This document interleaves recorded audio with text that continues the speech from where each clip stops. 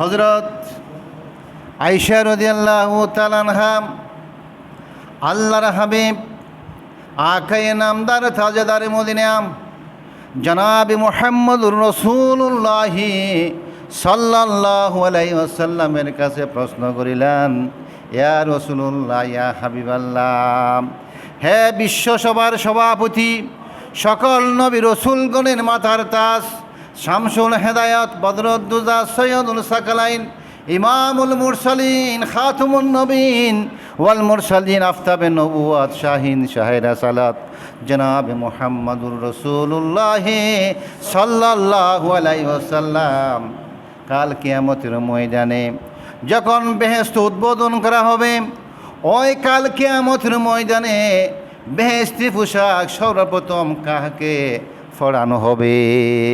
নবী পাক সাল্লাল্লাহু আলাইহি ওয়াসাল্লাম কোনো বিচলিত হন নাই। এই প্রশ্নের সঙ্গে সঙ্গে জবাব দিয়ে বললেন, ইয়া আয়েশা রাদিয়াল্লাহু তাআলা আনহা, হে আয়েশা, কাল কিয়ামতের ময়দানে সর্বপ্রথম বেহেশতি পোশাক আল্লাহ রব্বুল আলামিন আমাকে পরার জন্য অনুরোধ করবেন, কিন্তু আমি রব্বুল আলামিনের অনুমতি ক্রমে আমি পরব না, আমি পরাবো হযরত ইব্রাহিম আলাইহিস সালামকে। সবাই পড়ুন সুবহানাল্লাহ। কাকে পড়াবে? হযরত ইব্রাহিম আলাইহিস সালামকে প্রথমে পড়ানো হবে। কারণ বলা হচ্ছে, ইয়া আয়েশা, হযরত ইব্রাহিম আলাইহিস সালামকে নমরুদ আগুনের কুণ্ডলের মধ্যে ফেলে দিয়েছিল। নমরুদের আগুনে ফেলে দিয়েছিল। বিরাট আগুনের অগ্নিকুণ্ডের মধ্যে ফেলে দেওয়ার সময় হযরত ইব্রাহিম আলাইহিস সালামের পোশাক খুলে নিয়েছিল। এজন্য কাল কিয়ামতের ময়দানে বেহেশতি পোশাক সর্বপ্রথম পরানো হবে হযরত ইব্রাহিম আলাইহিস সালামকে। সুবহানাল্লাহ। কাকে পরানো হবে? হযরত ইব্রাহিম আলাইহিস সালামকে বেহেশতি পোশাক সর্বপ্রথম পরানো হবে। এরপরে আমার নবী, আপনার নবী, সৈয়দুল মুরসালিন হযরত মুহাম্মদ মুস্তাফা সাল্লাল্লাহু আলাইহি ওয়াসাল্লাম বেহেশতি পোশাক পরবেন। আল্লাহর নবী সাল্লাল্লাহু আলাইহি ওয়াসাল্লামের সুঘ্রাণ, নবী পাক সাল্লাল্লাহু আলাইহি ওয়াসাল্লামের কথাবার্তা, রাসূল পাক সাল্লাল্লাহু আলাইহি ওয়াসাল্লামের পায়খানা মুবারক, নবী পাক সাল্লাল্লাহু আলাইহি ওয়াসাল্লামের ফেসরাম মুবারক, নবী পাক সাল্লাল্লাহু আলাইহি ওয়াসাল্লামের চালচলন, সমস্ত কিছু যিনি পছন্দ করেছিলেন তিনি হলেন ওয়াইস করণী। কে?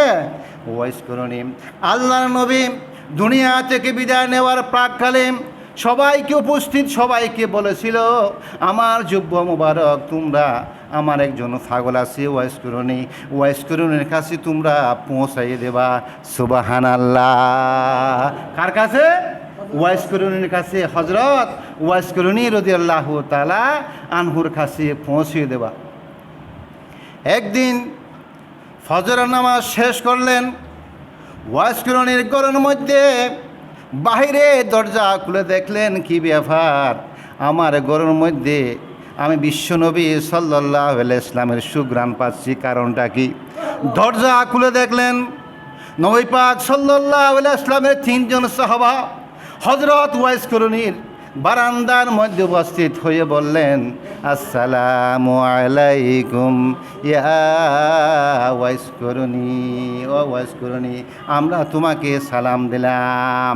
আল্লাহর নবী জনাবে মুহাম্মদুর রাসূলুল্লাহ সাল্লাল্লাহু আলাইহি ওয়াসাল্লামের অনুরোধ ক্রমে, নির্দেশ ক্রমে ওনার জুব্বা মুবারক আমরা তোমাকে উপহার দেওয়ার জন্য এসেছি। হযরত ওয়াইস করণীকে জিজ্ঞাসা করা হলো, হযরত আমিরুল মুমিনিন, হযরত আমিরুল মুমিনিন হযরত আলী রাদিয়াল্লাহু তাআলা আনহু, হযরত উসমান রাদিয়াল্লাহু তাআলা আনহু এবং হযরত উমর ফারুক রাদিয়াল্লাহু তাআলা আনহু জিজ্ঞাসা করলেন, ও ওয়াইস করণী, এমন কি তুমি আমল করেছো?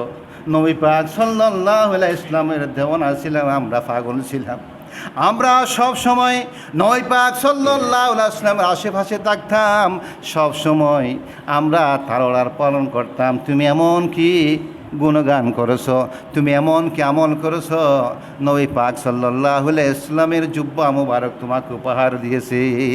কারণটা কি? নবী পাক সাল্লাল্লাহু আলাইহি ওয়াসাল্লাম বললেন, হযরত ওয়াইস করণী বললেন, ও আল্লাহর সাহাবারা, আমি যখন শুনেছি নবী পাক সাল্লাল্লাহু আলাইহি সাল্লামের একটি দাঁত মুবারক শহীদ হয়ে গেছে, আমি ওয়াজ করিনি আর বরদাস্ত করতে পারলাম না। আমি শান পাত্র নিয়ে একটা একটা করে 32টা আমার দাঁত আমি ফেলে দিয়েছি। সুবহানাল্লাহ। একটা দাঁতও আমি রাখলাম না। নবী পাক সাল্লাল্লাহু আলাইহি সাল্লাম দ্বীনকে কায়েম করার জন্য, ইসলামকে প্রতিষ্ঠিত করার জন্য যে দন্দন মুবারক শহীদ করেছিল, এর খবর শোনা মাত্রই আমি আমার সমস্ত দাঁত মুবারক ফেলে দিয়েছি। সুবহানাল্লাহ। এর সাথে আর কি আমল থাকতে পারে? থাকতে পারে না। এই হজের মাস, এই হজের মৌসুমে একজন আল্লাহর বান্দা, আল্লাহর মকবুল বান্দা হযরত আব্দুর রহমান রাদিয়াল্লাহু তাআলা আনহু ঘর থেকে বেরিয়ে গেলেন হজে যাওয়ার জন্য। টাকা পয়সা রোজগার করলেন, আয় করলেন, হালাল পয়সা নিয়ে হজে যাওয়ার জন্য রওনা হলেন। তখন তো গাড়িগুলা ছিল না, কিছুই ছিল না। প্রথম কাফেলার কাছে গিয়ে বললেন, ও কাফেলাবাসী, আপনারা আমার একটা আবেদন শুনেন।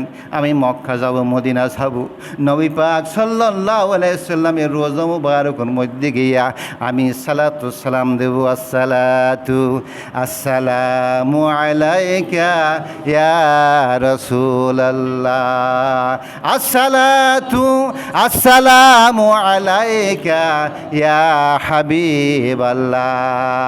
আমার আরজু, আমার এরাদা, আমি প্রতিজ্ঞা করেছি হজ করার পরে আমি নবী পাক সাল্লাল্লাহু আলাইহি ওয়াসাল্লামের রোজা মুবারকে গিয়া আমি সালাতু সালাম দেব। আপনাদের কাফেলার মধ্যে আমাকে ভর্তি করান, আমাকে ভর্তি করান। আপনাদের কাফেলায় আমি মক্কা মদিনায় যাব। তখন তাহাকে নেওয়া হলো। রাত্রে সবাই ঘুম গেল। ঘুম যাওয়ার পরে স্বপ্ন দেখতেছি সবাই একযুগে, প্রথম কাফেলাবাসী, তোমাদের মধ্যে এমন একজন বান্দা আছে, তার নাম হলো আব্দুর রহমান। তার নাম কি? আব্দুর রহমান। এই আব্দুর রহমানকে মদিনা শরীফ না যাওয়ার জন্য, মক্কা শরীফ না যাওয়ার জন্য আমি নবী পাক সাল্লাল্লাহু আলাইহি ওয়াসাল্লাম বারণ করতেছি। তাহাকে বলেন সে যেন মদিনায় না আসে, সে যেন মদিনায় না আসে। সবাই আশ্চর্য হয়ে গেল, ওমা, এজন্য সে কাকুতি মিনতি করে আমাদের কাফেলার মধ্যে শরীক হয়েছে। হে আব্দুর রহমান, তুমি আমাদের সাথে মক্কা মদিনা যাইতে পারবে না। আমরা নবী পাক সাল্লাল্লাহু আলাইহি ওয়াসাল্লামকে স্বপ্নে দেখেছি, সে নিজে নিষেধ করেছে তোমাকে না যাওয়ার জন্য। সে পাগল হয়ে গেছে, অজন্য এনে কাঁদতেছে, আল্লাহর কাছে ফরিয়াদ করতেছে, রব্বুল আলামিন, আমি কি দোষ করেছি?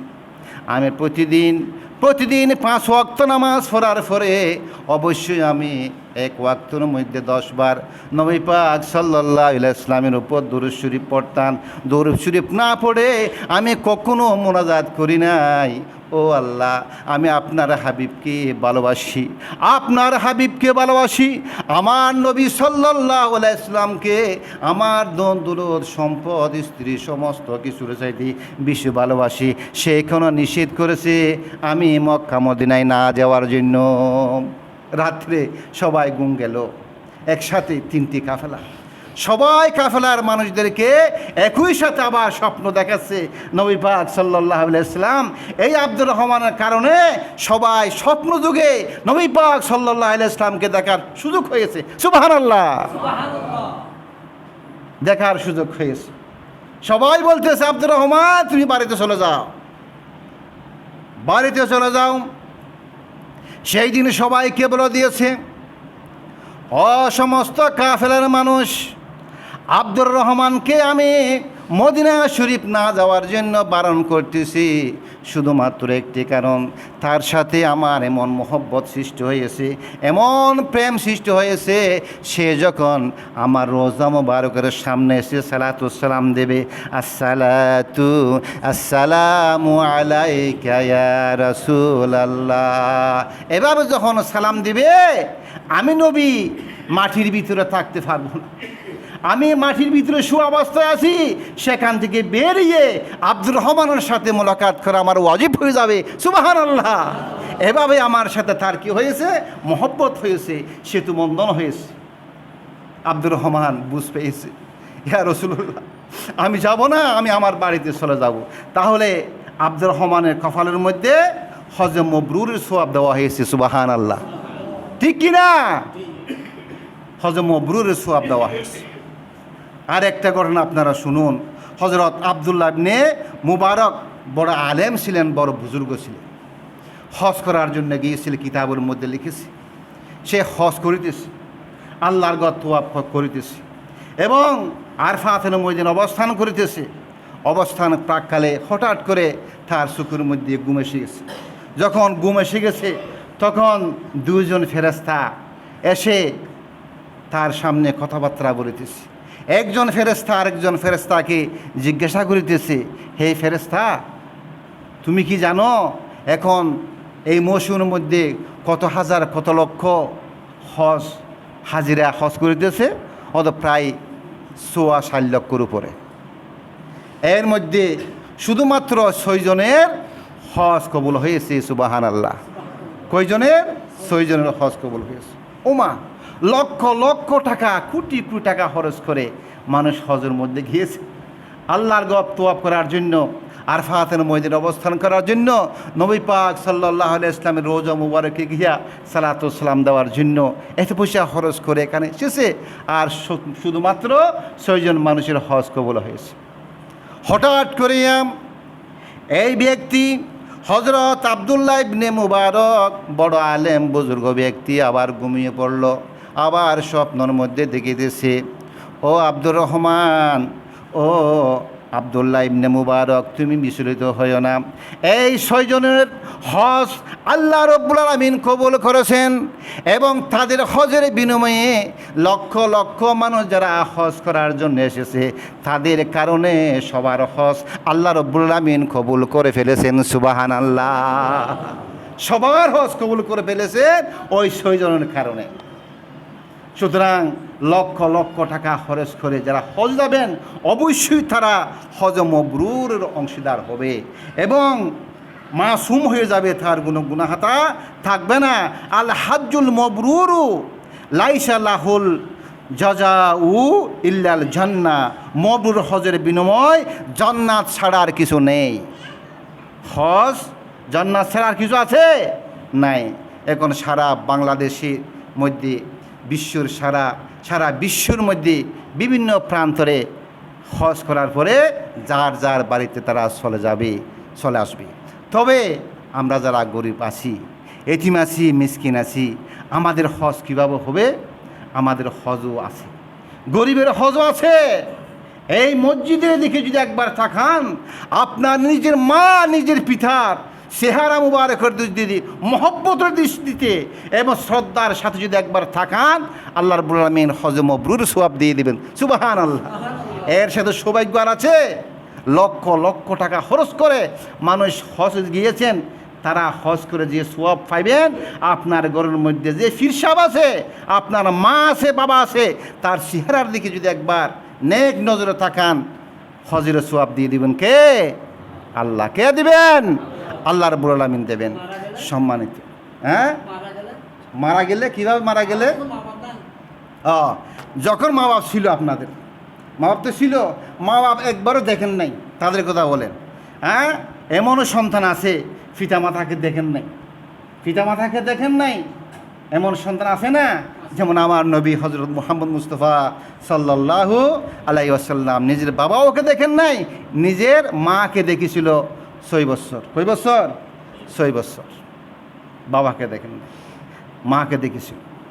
হ্যাঁ, সুতরাং সে যদি ভালো আমল করে থাকে, অবশ্যই সে গরিব, কিন্তু হজ করতে যাইতে পারে নাই, মানুষকে দান খয়রাত করেছে, ভালো আমল করেছে। আল্লাহ রাব্বুল আলামিন তার যে নিয়ত থাকে, কি থাকে?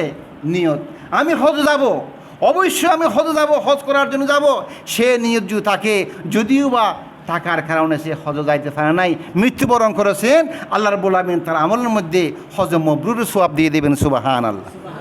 সম্মানিত নামাজি ভাইয়েরা, ঈদুল আজহার আমল সম্পন্ন করার পরে আমরা চিন্তা করিতেছি, আমরা তো হজে যাই নাই, যারা হজে গিয়েছে, আমাদের পার্শ্ববর্তী একজন, কি নাম?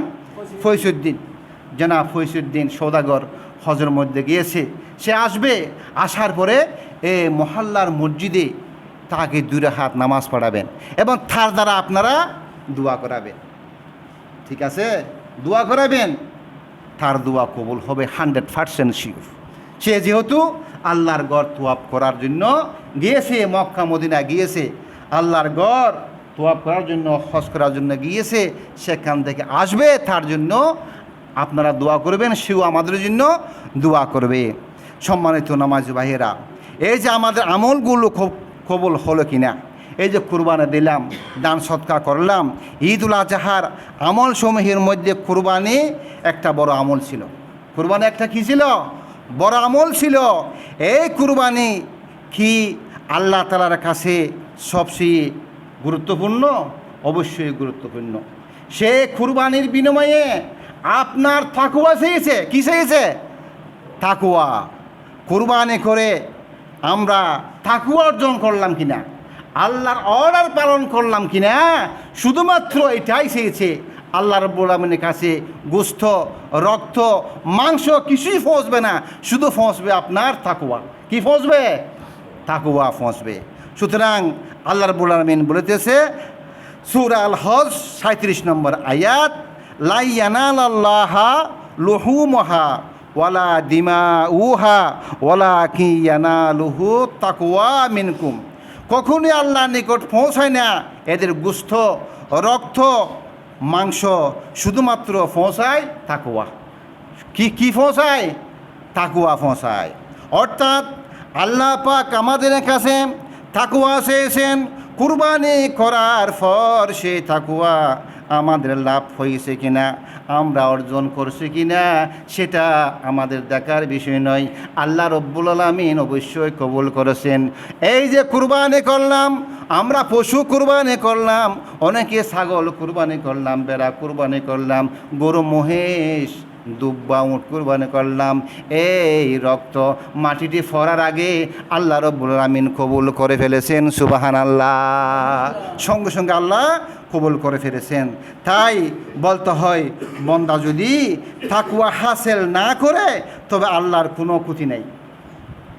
কেউ যদি কারো উপর যদি কুরবানি ওয়াজিব হয়েছে, ও কুরবানি করে নাই, এইরকমও সমাজের মধ্যে দিয়ে একজন থাকতে পারে, কিন্তু সে করে নাই। তাকওয়া অর্জন না করলে আল্লাহর কোনো ক্ষতি আছে? আল্লাহর কোনো ক্ষতি নেই, লাভ ক্ষতি আমাদেরই। বান্দার নাজাতের দিকে লক্ষ্য রেখে আল্লাহ বারবার তাকওয়া হাসিল করতে বলেছেন। যেমন আল্লাহ পাক বলেছেন, ফাত্তাকুল্লাহা মাস্তাতাতুম, তোমরা তাকওয়া অর্জন করো, তোমরা আল্লাহকে ভয় করো। কাকে ভয় করো? আল্লাহকে ভয় করো। কুরবানি করে আমরা দেখিয়ে দিয়েছি রব্বুল আলামিন, আমরা তাকওয়া অর্জন করেছি।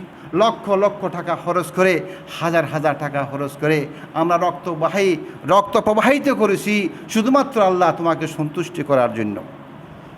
এই মাস হজের মাস, এই মাস হলো কুরবানির মাস। ওয়া আযিন ফিন্নাসি বিল হজ্জি ইয়াতুকা রিজালান ওয়া আলা কুল্লি দামিরিন ইয়াতিনা মিন কুল্লি ফজ্জিন আমিক। এবং মানুষের মাঝে হজের ঘোষণা করে দাও, ওরা তোমার কাছে আসবে পথ ব্রজে এবং সব রকম জীর্ণ দেহ উটের পিঠে। ওরা আসবে দূর দূরান্তের পথ অতিক্রম করে, দূর দূরান্তের পথ অতিক্রম করে, উড়োজাহাজের মধ্যে চলে, পানির জাহাজের মধ্যে চলে, অথবা যেভাবে হোক হেঁটে হেঁটে তারা আসবে কোথায়? আল্লাহর ঘর তোয়াফ করার জন্য। এই পৃথিবী সৃষ্টি করার পরে সর্বপ্রথম যে ঘর আল্লাহ নির্মাণ করা হয়েছে তার নাম হলো কি? মক্কা। মক্কার উপর বক্কা, বক্কার উপর আল্লাহর ঘর বাইতুল্লাহ। কি? বাইতুল্লাহ। আল্লাহ রাব্বুল আলামিন এভাবেই হযরত ইব্রাহিম আলাইহিস সালাম এবং ইসমাইল আলাইহিস সালামকে নির্দেশ দিয়েছে, দেখিয়ে দিয়েছে, এই ইব্রাহিম, এই জায়গায় আমার একটা ঘর আছে, তোমরা দুইজনে মিলে এটা নির্মাণ করো। নির্মাণ করা হয়েছে এবং ঘোষণা দাও সারা জাহানের মানুষ যাতে হজ করার জন্য আসে প্রতি বছর একবার। প্রতি বছর কিবার? একবার। এবং প্রত্যেকবার এই জিলহজ মাস ছাড়া যে কোনো সময় উমরা করার জন্য আমরা যাইতে পারি। 3টা জায়গার মধ্যে নিয়ত করে ঘর থেকে বের হওয়া যায়। একটা হলো বাইতুল্লাহ, আরেকটা হলো মদিনা, আরেকটা হলো জেরুজালেম, ওই বাইতুল মুকাদ্দাস। কি নাম? বাইতুল মুকাদ্দাস। এই তিনটা জায়গার জন্য নির্দিষ্ট করে নিয়ত করে ঘর থেকে বের হওয়া যায়। অথচ আমার দেশের একজন নগণ্য, বলবো না আমি, আলেম বলতেছে মদিনা শরীফ এটা হজের অংশ নয়। নবী পাক সাল্লাল্লাহু আলাইহি সাল্লাম যখন দুনিয়া থেকে বিদায় গ্রহণ করেছে, মদিনার মাটির মধ্যে শুয়ে আছে। একদিন হযরত উমর রাদিয়াল্লাহু তাআলা আনহু ধমক দিয়ে বলিতেছে, হে মাটি, হে পৃথিবীর মাটি, তোমার কি লজ্জা শরম নাই? এই মাটির মধ্যে কে ঘুমিয়ে আছে? নবী পাক সাল্লাল্লাহু আলাইহি ওয়াসাল্লাম। সঙ্গে সঙ্গে ভূমিকম্প বন্ধ হয়ে গিয়েছে। নবী পাক সাল্লাল্লাহু আলাইহি ওয়াসাল্লাম শুয়ে আছে কোথায়? মদিনা শরীফ। কোথায় শুয়ে আছে? মদিনায়। যারা হজ করতে যাবে, লক্ষ লক্ষ মানুষ হজ করার পরে অথবা হজের আগে মদিনা শরীফ গিয়া নবী পাক সাল্লাল্লাহু আলাইহি ওয়াসাল্লামের রোজা মুবারকে গিয়া সালাতুস সালাম দিয়ে আসবে। সালাতুস সালাম কি করবে? দিয়ে আসবে। সুতরাং এই যে হজের মাস, জিলহজ মাস, এটা হজের মাস, কোরবানির মাস। এই মাসের মধ্যে আমরা যা আমল করেছি, আল্লাহর কাছে ফরিয়াদ করেছি, আমরা আবেদন করেছি, রব্বুল আমিন আপনি আমাদের এই কুরবানি, এই নামাজ কবুল করুন। আল্লাহ রব্বুল আমিন অবশ্যই আমাদের এই যে কুরবানি কবুল করেছেন, এখানে কোনো সন্দেহ